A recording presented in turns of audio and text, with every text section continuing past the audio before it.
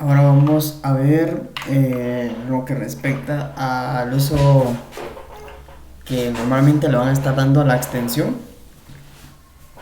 para el desarrollo y el proyecto. Entonces, por ejemplo, aquí abrí mi proyecto Pintos desde mi computadora normalmente. Y aquí podemos ver de que, bueno, no estoy dentro del contenedor todavía. Entonces lo primero siempre que deben hacer es entrar al contenedor. Bueno, prácticamente siempre sale una notificación aquí que si se quiere abrir el proyecto dentro del contenedor porque tiene esta configuración de dev container. Bueno, depende también si están utilizando dos containers o están corriendo la extensión dentro de una vez de sistema operativo. Pero supongamos que si necesita el contenedor, por alguna razón en esta versión que tengo de Visual Studio Code, no salen las notificaciones. Entonces si la saco aquí está la notificación que me salió, pero como expiró el tiempo se ocultó y ya no aparece. Eh, entonces le pueden dar ahí y entrar. La otra forma es siempre agregar en el símbolo darle en abrir en contenedor y también desde la paleta de comandos buscando por este nombre también. Entonces le doy en abrir contenedor y ahí está. Solo estaba quitando el texto que salía flotando ahí. Sigue cargando porque aquí les da el estatus de si ya está o no dentro del contenedor y ya se conectó. Ahora son las que se cargue correctamente las extensiones. Esto depende de la velocidad de su máquina realmente. Como se supone que ya tenemos configurado todo, vamos a ir al apartado de testing dentro de la documentación de la extensión. Está el apartado que se llama testing y debugging. En la introducción les dicen, bueno, les doy una advertencia inicial de que la extensión hace uso de el Pintos PM y el Pintos y la utilidad de Pintos de forma normal. Si ustedes deciden cambiar o colocar el path absoluto de kernel bin y loader bin, sepan de que la extensión no les va a ayudar ahí, así que les toca estar cambiando manualmente siempre esos archivos. Si mi recomendación no se complica en la vida como coloqué acá, no tiene sentido, pero igual es su decisión.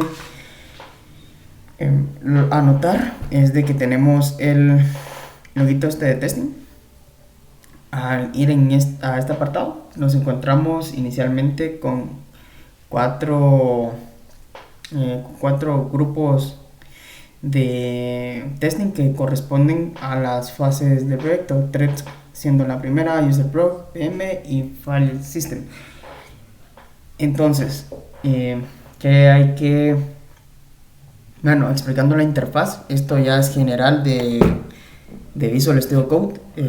Yo solo hice un adaptador para presentar los tests que tiene dentro del proyecto, pero este loguito sirve, como dice ahí, para refrescar los tests y esto se traduce a nuestro proyecto como un make clean, make normal, o sea, se mete a cada carpeta que le indican. Por ejemplo, si lo doy acá, a las que selecciona, se le va, se mete dentro de la carpeta, hace un make clean, make, y deja listo todos los binarios que debe compilar para ejecutar las pruebas.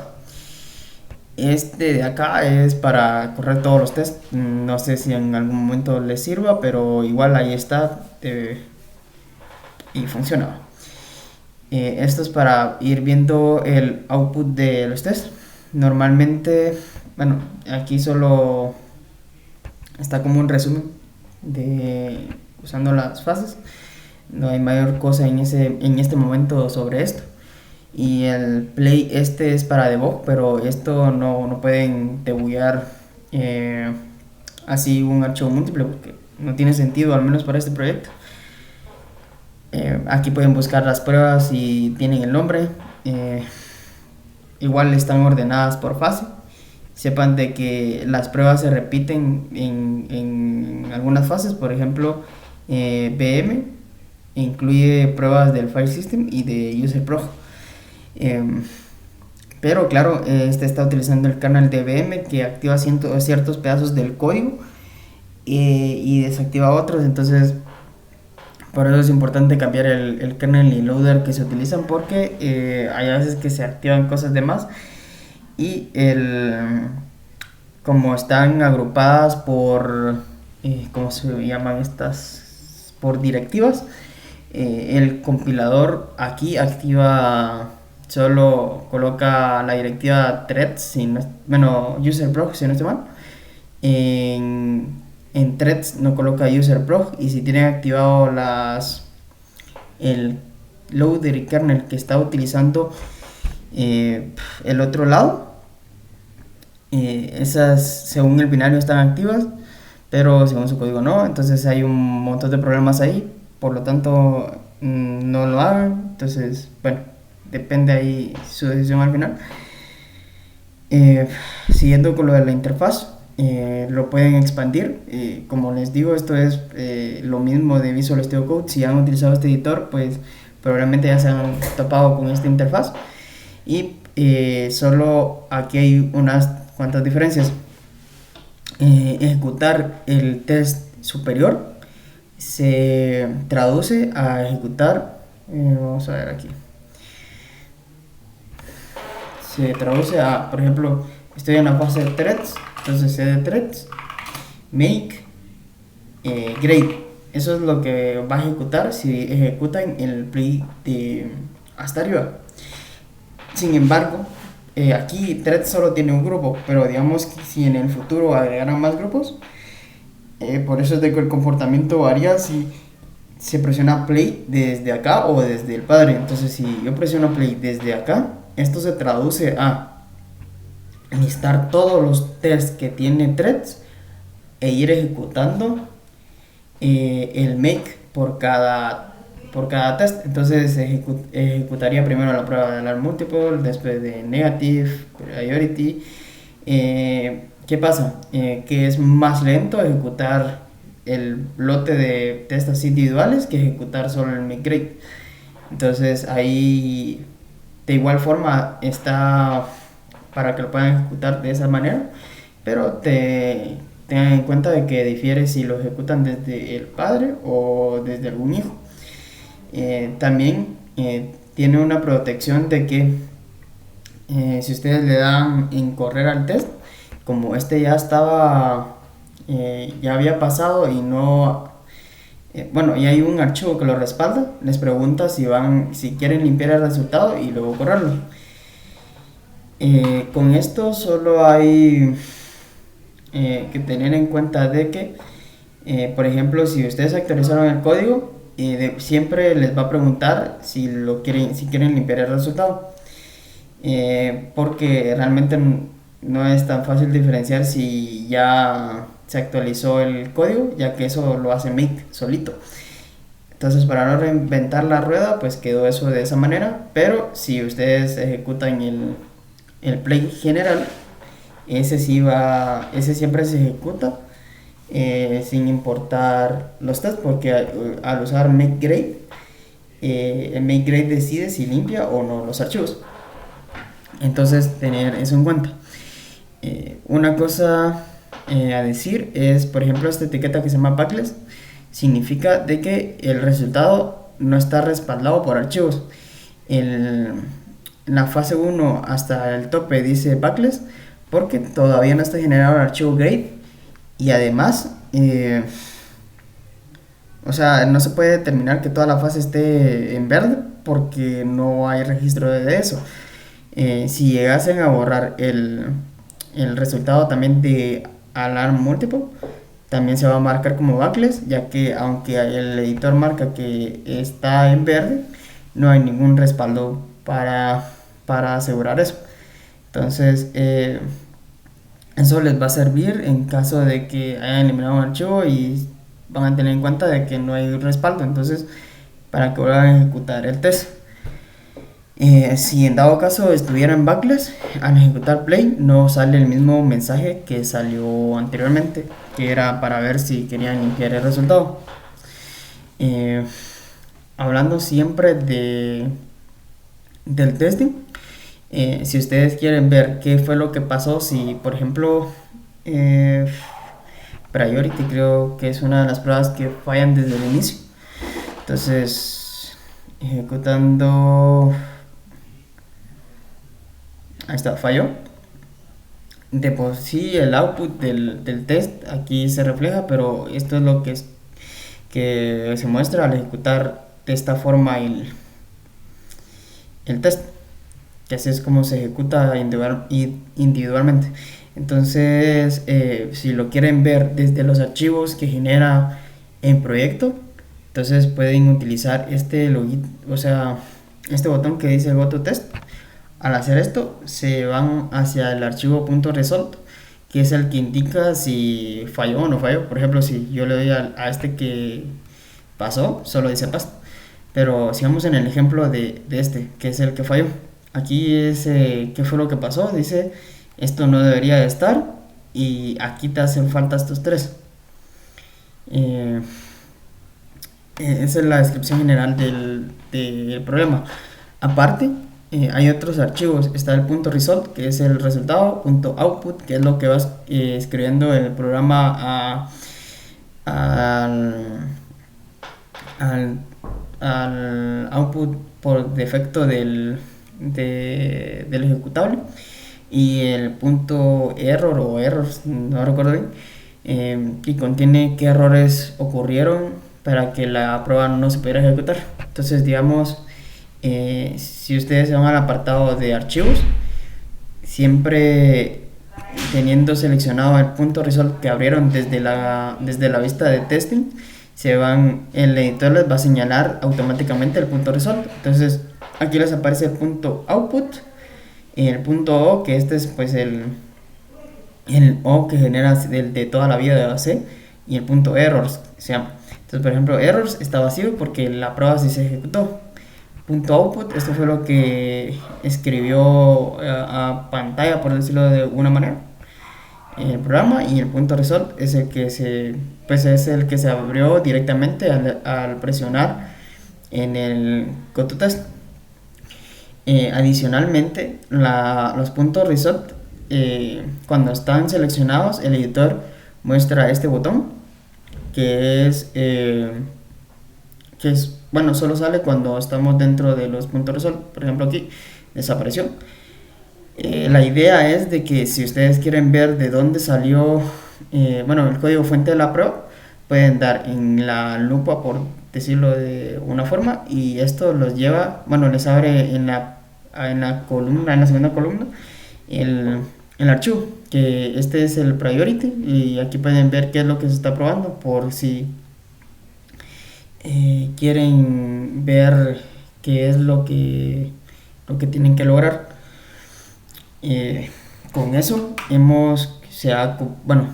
sí hemos cubrido la parte de la introducción, cómo correr los tests, también abrir los resultados de los archivos, de las pruebas. Solo que siempre me recomendaría ir a dar un ojo a este apartado para leerlo detenidamente. Este es una introducción visual de lo que pueden hacer. Y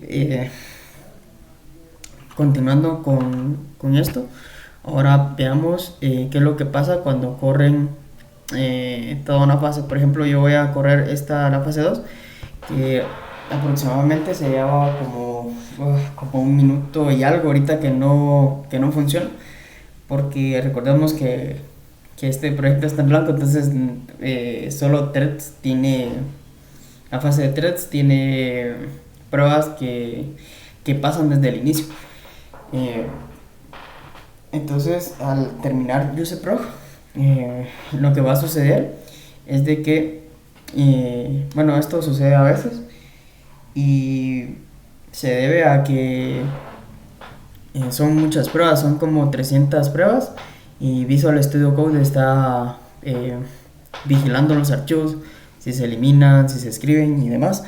Pero esto, bueno, por el momento no funciona al 100%. Entonces, si en dado caso se encuentran con el problema que probablemente salte en este momento, ahorita les voy a explicar qué es lo que pueden hacer.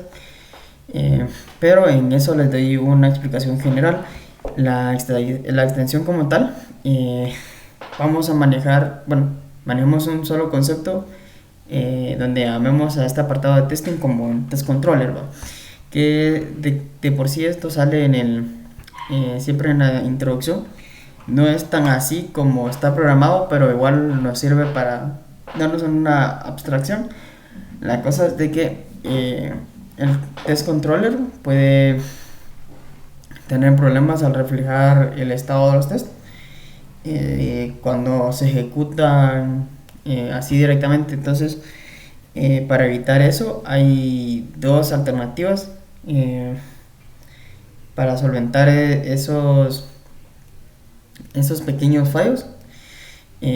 Uno de ellos es que cuando se ejecuta la fase, aquí podemos ver de que bueno, no salió. Lo que quería mostrarles es de que, por ejemplo, hay a veces de que al ejecutarse esta fase así desde el inicio, sigue apareciendo backless y eso no tendría sentido porque se supone que ya hay archivos que respaldan esto de acá.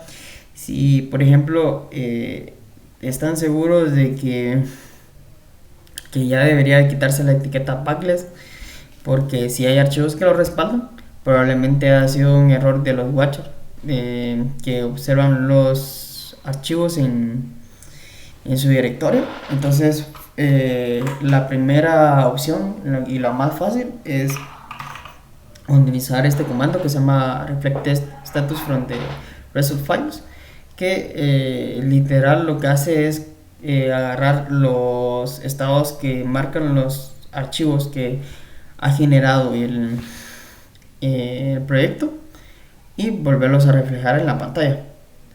De ahí hay otra alternativa que es más pesada, por decirlo de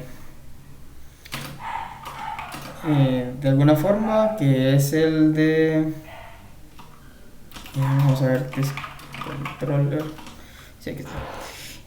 Que es esta, la de reset test controller, que destruye la instancia de este controlador la que tienen actualmente y crea una nueva. Entonces, por ejemplo, ahorita yo estoy seleccionando esta extensión, esta vista en esta barra.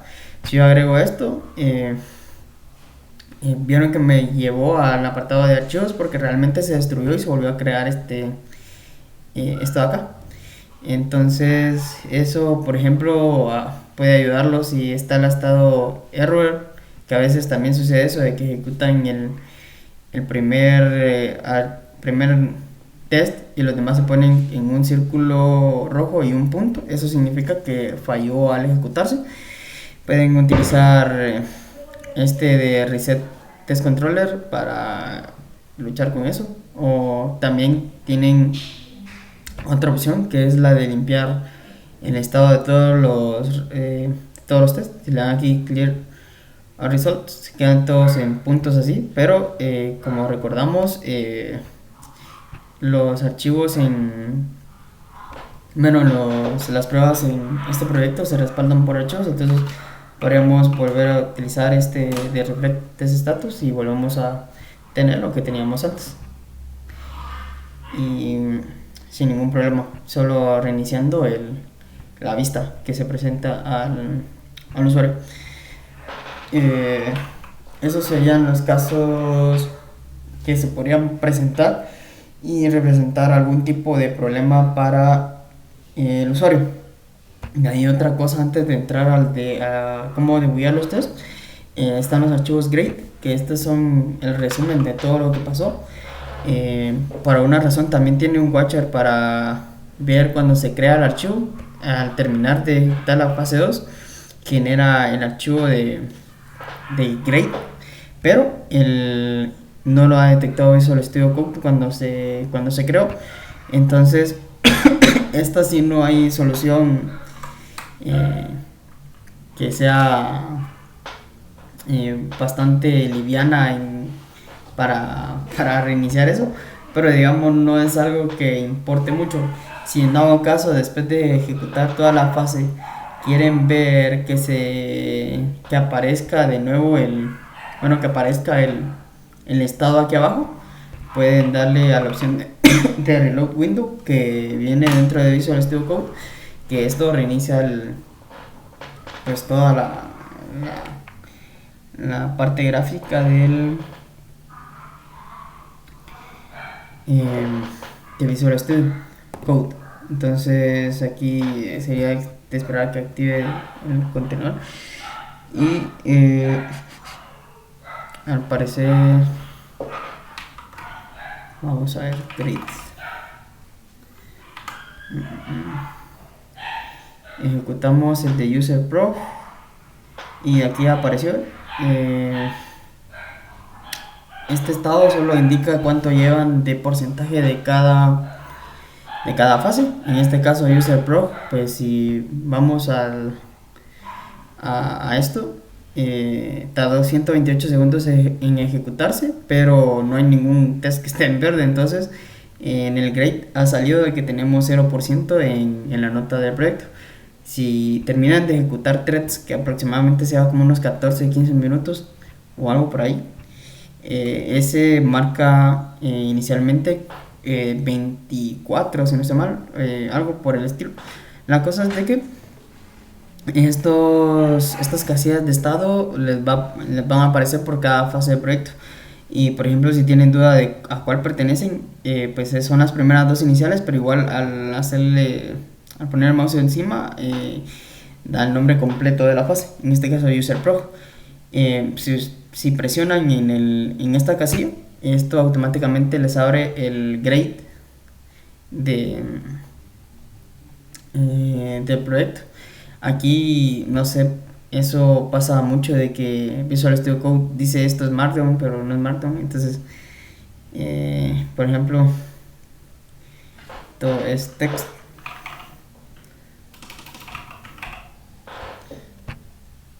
porque si no les arruina cómo está escrito.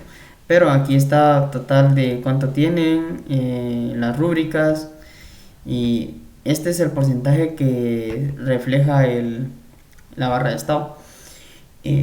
Por ejemplo, si el auxiliar pide de que le muestren el grade, en vez de navegar entre los archivos, pueden mostrar esto y dar solo un clic y esto abre automáticamente la ventana que contiene el archivo del resumen de los resultados.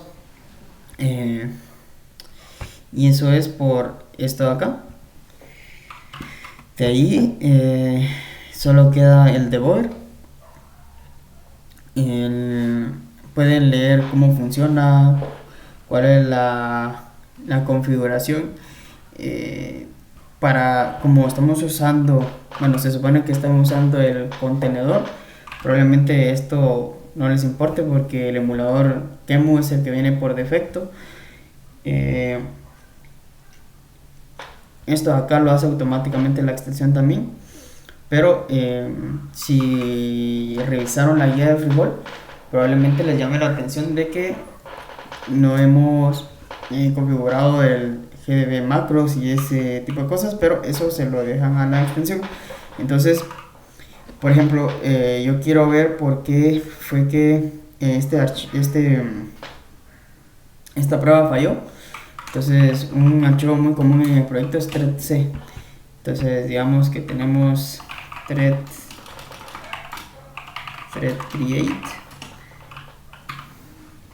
Aquí está. Entonces, supongamos que lo primero que queramos ver es qué es lo que está pasando al crear el thread. Entonces, típico siempre de Visual Studio Code, ponen su breakpoint y luego pues le dan al icono este que tiene el insecto ahí, ¿va? Que es el de debugger. Vamos a ver el de Alarm Priority. Entonces, lo primero que pregunta es con qué calendarizador se va a ejecutar. Esto lo ven conforme pasan el curso, pero por ejemplo, de buenas a primeras podemos ver de que los tests tienen un nombre de MLFQS, digamos esos, y parece que deben utilizar este calendarizador, porque para eso sirve, para probar si han implementado bien este. Pero normalmente se utiliza el por defecto, que se basa en prioridades, o bueno, la implementación que hayan colocado de eso. Entonces, como este es de Priority, voy a utilizar el calendarizador por defecto que usa Pintos. Y abre una sección de debug. De momento está abriendo el servidor, porque para ejecutar este debugger normal, si alguien ya ha tocado este proyecto o leyó la documentación, pues hay que levantar un servidor de GDB y luego ese servidor de GDB en otra instancia levantar un GDB y con ese GDB hacer el debug. Pero eso lo hace la extensión, entonces solo es de presionar ese botón para debuguear y como podemos ver se detuvo en la línea que yo le coloqué. También aquí me dice pues lo que hay en el scope, el stack de llamadas, que prácticamente este es el debugger de Visual Studio Code, solo es de que, por ejemplo, si les interesa ver cosas de cómo funciona, bueno, qué es lo que tienen aquí, pues simplemente pueden buscar aquí en los locales o en los registros, hacer un watch de alguna expresión para ver cuál es el valor y demás. No hay mucho que decir en esta apartado. Funciona lo típico de esto, que es step in, step out, el de step over. Si le dan aquí va a terminar la prueba. Parece que voy a entrar a esta función, entonces sigue entrando. Quitemos el breakpoint porque si no, no avanzamos. Al quitar el breakpoint y al darle play, pues al final termina la prueba y ahí acabó la sesión de debug.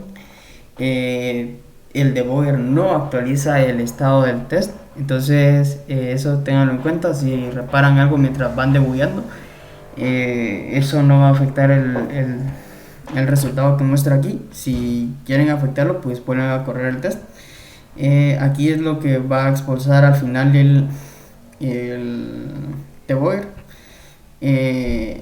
Como no es un formato que se pueda interpretar siempre porque varía, a veces sale que fail o a veces no, entonces no se podía actualizar el estado del test. Entonces esto sí ya les queda de hacerlo manual, ver qué es lo que mostró al final el debugger, o ir viendo conforme avanzan con él qué es lo que está fallando. Ya con eso, tal vez solo para terminar, les voy a mostrar lo que muestra aquí la guía del GDB macros. Bueno, Pintos GDB es la cosa. Vamos a ver, Pintos GDB. Si ven acá, la extensión agregó esta línea, entonces esto no lo tienen que modificar. Lo que hace es que inyecta el GDB macros desde la extensión, en vez de utilizar lo que quemaron acá, porque por ejemplo esto no tiene nada que ver con mi computadora, pero no lo estoy cambiando porque por ejemplo, si yo no, o sea, cada quien puede tener su GDB macros donde le plazca, ¿verdad? Y no tiene la necesidad modificar este archivo, entonces si utilizan esta extensión, y si alguien lo quiere modificar, pues pueden modificar el default y dejar esto intacto. Lo único es de que como fue la primera vez, esto nos dejó el...